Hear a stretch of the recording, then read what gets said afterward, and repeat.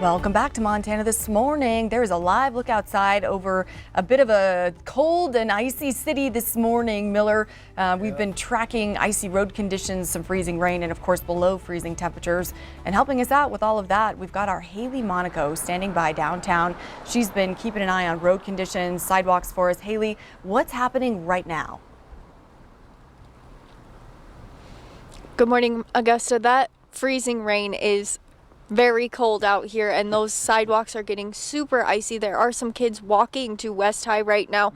Please be careful. Please bundle up. The roads are getting even more icy, and that parking lot at West High is getting filled up as the students are going for another day of learning. And Augusta and Miller, it's time for you guys to learn some more facts. Are you ready for a couple more questions? Right, These ones are a little bit harder. Okay. Fire away. All righty. Ready? This one's a bit silly. Well, we wouldn't know anything about that. So. What fruit has a type What fruit has a type that's called a winter banana? I don't know. What? I don't know that. A winter banana? A winter banana. It's obviously not a banana. It's a winter banana would be what grows? A winter banana. I don't know. You stumped us. What is it? What is that? She laughs at us. It's an apple. Oh, come on. Who would know that? Okay, that's all right. One more chance for me to win. Go ahead. What's the next one? Okay, last one. And please don't fact check me on this one at home. I'm not sure how they got this one. But the world record for largest snowflake was 15 inches wide and 8 inches thick. Where was it found? World record? Scandinavia somewhere? I would say it'd have to be in one Norway? of those, like in those European countries, you know, like some Nordic. Like Iceland or something. Jason, get on Google real quick. Okay, my guess officially is Norway. I'm gonna say Iceland or something. Or you know what? I'm gonna go right here in Montana. No way! Wild. Okay, I guess this means I owe Haley a hot chocolate because I did get the first one at 5:30 right. Thank you for the questions, Haley. The biggest, you know what I mean? That's crazy. We don't have snow. That's a big snowflake, and we don't have snow yet this morning, Miller. But you're looking at tomorrow. It's going to be really bad. Haley, thank you so much for your reporting again. Yeah, she's downtown for us all morning. Be safe out there. All right, and headed into some headlines now. We've got Montana cracking down on sex offenders, working to test every single rape kit in this state. Back in 2015, there were over 1,200 kits sitting untested in law enforcement jurisdictions across Montana. The state started a sexual assault task force, collecting all of them and putting a major dent in a dark period of time for victims seeking justice. Still today, some 341 kits remain untested, and over 1,000 are only partially tested. But with millions in new grant money, the state has hired a crime analyst, a coordinator, and for the first time ever, a cold case investigator to solely handle rape cases. We don't have a cold case criminal team here in Montana, let alone one that's going to look at sex assault cases. Every kit that comes in has to be tested, and then they're going back and making sure everything that has been submitted in the past gets tested as well. Montana Attorney General Austin Knudsen believes these changes will reduce the number of untested rape kits in Montana to 0. Now to the latest on a Montana story that's been in the national headlines for months. A Montana man who for years has been living with a woman who went missing from Arizona as a teenager in 2019 is behind bars this morning. The Montana Attorney General's office will charge 36-year-old Edmund Davis with 2 felony counts of sexual abuse of children. A few months back, Alicia Navarro appeared at the Havre police station and told police she had been reported missing in Glendale, Arizona years before and wanted to, quote, clear her status. Fast forward to yesterday when Davis was arrested 20 miles east of Havre in Chinook after inappropriate photos of children under the age of 13 were allegedly found on his phone. Attorney General Knudsen says the arrest is unrelated, even though the evidence was discovered during an investigation into the Navarro case. Well, I mean, anytime you've got multiple jurisdictions, there's challenges here. I mean, this was made even more challenging by the fact that Mr. Davis appeared to be attempting to hide out on one of our Indian reservations here in Montana. So we had a federal jurisdiction issue there as well. Edmund Davis was charged with 2 felony counts of sexual abuse of children and is being held at the Hill County Detention Center on a $1 million bond.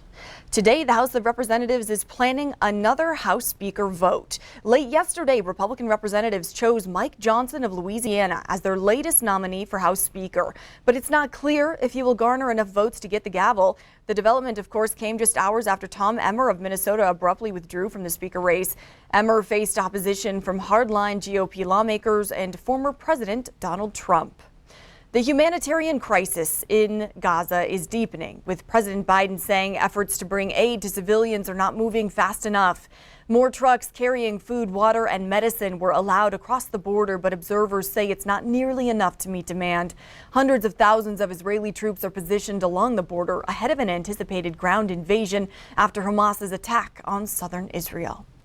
And back in our area, the upcoming closure of the only pain management clinic in Billings has patients seeking alternatives. St. Vincent Healthcare announced the Billings Pain Center would cease operations in January, leaving hundreds of chronic pain sufferers with an uncertain future.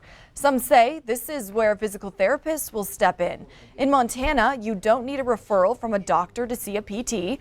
Dr. Bethany Nordahl with Aeropelvic Physical Therapy tells us she expects to see her patient load increase once the pain center closes for good. Physical therapy is an option. It shouldn't be something that is an afterthought. A lot of times people who have chronic pain, one of the difficulties that they have navigating the healthcare system is that they think doctors tell them that they made it all up in their head or they don't feel understood. And a lot of times I've heard patients tell me, wow, this is the first time somebody's actually listened to me and understands that my pain is real. St. Vincent Healthcare did not provide a total number of patients the pain clinic closure will impact, but Billings Clinic tells us it has approximately 1,500 patients who utilize that facility. And a display sure to dazzle. Holiday Nights are back this year at Zoo Montana, and they've made some changes. Holiday Nights is a private vendor that partners with Zoo Montana to put on a month-long interactive holiday light display at the zoo featuring more than 10 million lights. Pieces of the display are already being put into place, with event coordinators saying it's necessary to start early. They're doubling in size from last year. Another change, lower ticket prices after community feedback last year that the event was pricing people out. With Santa rides and holiday fun, the Winter Wonderland is expected to draw quite a crowd. Holiday Nights opens November 24th and runs to January 1st.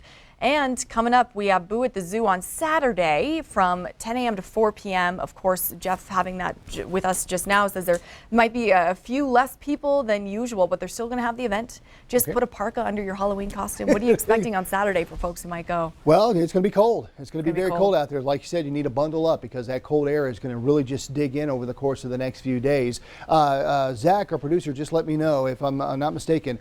Bus routes in Harlingen are not running today. Is that correct? Okay. All right. So we just found out that the bus routes are shut down today in Harlingen because of the weather. And it's going to get worse out there, folks, as we take a look across Billings right now. Maybe even a little bit of fog out there. We're definitely seeing a little bit of freezing drizzle out there. The roads are icy. Please be careful during your commute. And again, it's only going to get worse out there. 21 right now at the airport, feels like 9. Humidity at 92%. The dew point temperatures at 19. Winds out of the northeast at about 13 miles an hour. Temperatures across the state, teens, 20s, 30s, 40s. We even have some 60s down in the southeast corner of the state. Really haven't had that cold air dig in yet, but it's heading your way. Right now here in Billings, again, we're in the 20s, and we may not get much warmer across the area today as that cold air continues to filter in. You can see good coverage of some snow so far. Really hasn't hit the Magic City, but it is on its way because of this bad boy right there. Area of low pressure, drop it on down. As we get into Thursday, we anticipate it to slide across the area, and that's where we could see really the bulk of that snow falling across the area. Could still see some lingering snow showers Friday into Saturday morning.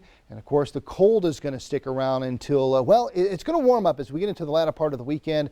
But as we get into next week, it's still going to be below average. Winter weather advisories in effect for the area until tonight, including Billings, where we can see up to an inch of snowfall. Icy conditions out there. The roads very icy and getting worse out there. And of course, we got those winter storm watches and warnings that will kick in through Thursday night into Friday morning. A lot of the area still a chance at least at 4 inches of snowfall. Maybe not so much down there in the southeast corner of Montana, down in the northern parts of Wyoming, but you still could pick up a few inches. Just be prepared. This winter storm impacting the area over the course of the next few days. Temperature wise today, we're looking across the state, teens, 20s, maybe maybe even some 30s. You can see the snow really starting to pull in as we get into this afternoon here in the Magic City. So we're going to be cold, very cold. Look at some of those nights getting down into the single digits. So if you have any sensitive vegetation, you want to get those things prepared. If you've got plants, bring them inside. If you've got pets, bring them inside. If the husband's in the doghouse, bring him inside as well. But as we get into the end of the weekend, we start to warm back up. It's going to be weak high pressure, but it's going to be strong enough to squeeze out all the moisture for the most part, give us some sunshine, and that zonal flow will start to warm those temperatures up. But you'll notice it's not going to get back above where we should be for this time of the season. Just looking at the latest outlooks, it shows that we're still until the first part of November going to be colder than average. And look at the right now preliminary forecast for Halloween, kids. It's going to be cold out there, so you're going to have to layer up as you're going out and you're doing your trick-or-treating. Of